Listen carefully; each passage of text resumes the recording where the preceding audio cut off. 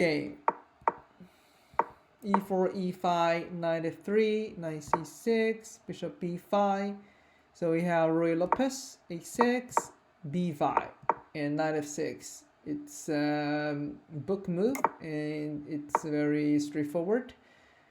Knight c5, c3, castle. Okay, so now I think the best move for black is either bishop to b6 or d6. And the reason is, if we castle, for example, white can push the d pawn.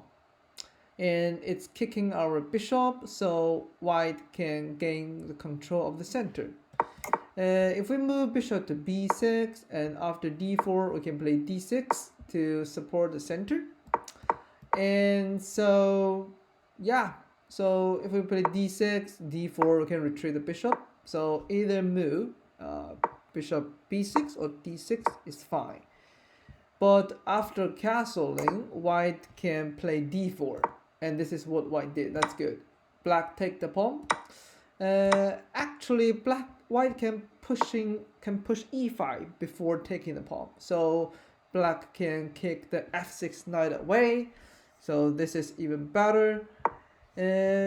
White take the pawn, bishop, and yeah, as I said, white can push the pawn to e5.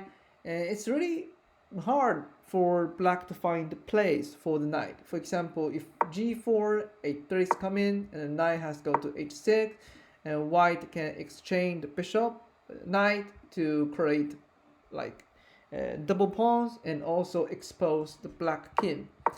If the knight moves to e4, I think knight d5, the e4 knight is trapped. But in this game, we play knight c3. It's not accurate because after exchange, I think can black win this pawn? Yeah, I think black can win this pawn. In this game, black didn't take the pawn. Knight a5, bishop to c2 to protect the pawn, and c6. I think instead of moving the pawn, it's good that we can control the center, at least to fight back at the center. Otherwise, white will have a very great control of the center. For example, e5. If knight goes to d5, so actually there is a very good sacrifice that white can finalize the game with the checkmate. So the center is very important. Rook e1, e5, knight e8. So yeah, rook bishop a3, that's a very good move to trap the rook. And queen d3, preparing queen g7, g6, knight g5, bishop to f5, queen d2, trade. The white is still better. Knight c4, h3. I think h3 is not necessary because there's no threat I can foresee at the back rank. So we should open up the e-file because we have two rooks. Our opponent only have one rook. And rooks really like open files. If we can open the e-file, this favors the side that has more rooks. So knight a3, rook d1. Yes, as I said, I think e6 is always something we can choose after taking the pawn. Move this rook and double the rooks. Move it further to e7, and we can attack h7, and the rooks can be very strong and dangerous. Rook d1, yeah, I mean the d file is quite close. We cannot maximize the strength of the rook at the closed file. f4, oh, so knight b2, and this is fork, very interesting one, very good one. Then black won back some material. Knight h4, g3, knight h5, king g2 to protect the pawn. Knight back to g7, f5. White start to open up the f-file. This is good. And black take the pawn and queen takes. Now white has opened up this f-file, and this is some weakness. These two pawns are isolated, and white is going to attack the pawn. This is so good. e6.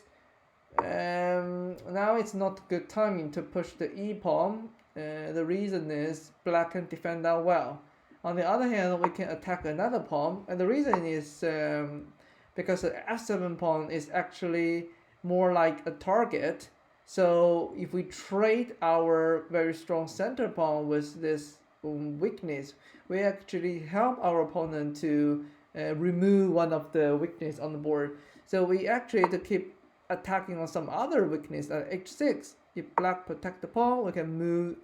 We can either take f7, rook f7. This is so powerful. If queen to g7, we can move the rook to f6. You can take this pawn and also the c6.